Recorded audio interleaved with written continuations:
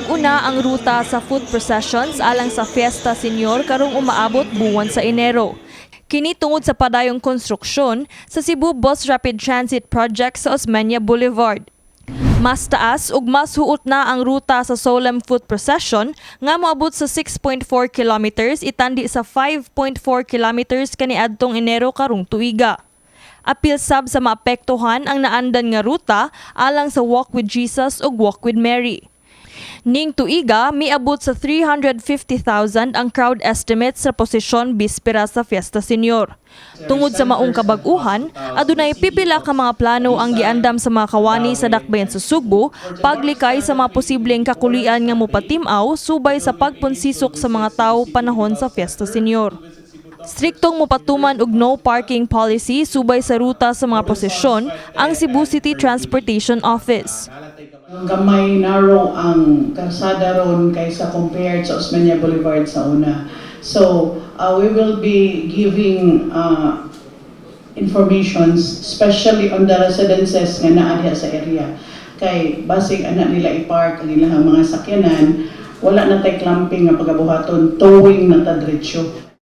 Dugang niini, ipaubos sab sa clearing operations ang mga illegal structures ug sidewalk vendors nga anaa nahimutang sa maong mga ruta. So aside from towing, illegal structures will be demolished. So atong probe team mogi atong gitahasan niya na then kanang mga kung sa pailang ipag-display at tinda atong ginang kidilik bawal gina. Ni pasalig sab ang nagkareyang sektor sa pagsiguro sa pagkamalinaon ug kaluwas sa Fiesta Señor, lakip na ang Police Regional Office 7, Cebu City Police Office, Philippine Coast Guard, Armed Forces of the Philippines ug uban pa. We will be employing also our reservists from land, sea, and air domains that will support the Philippine National Police kasi we look at it as really a volunteer reservist requirement. We will also even tap the Navy auxiliary, Coast Guard auxiliaries, and even fire brigade volunteers. So, Matud pa sa tigpamaba sa PRO 7 nga si Police Lieutenant Colonel Gerard A. Spilare nga posibleng moabot sa 19,000 ka mga security forces ug force multipliers ang i-deploy panahon sa prosesyon ug dulan 6,000 sa ubang makalihukan sa Fiesta Señor. According to the report, we have utilized around 19,000 security forces. That would include kini ang mga force multipliers.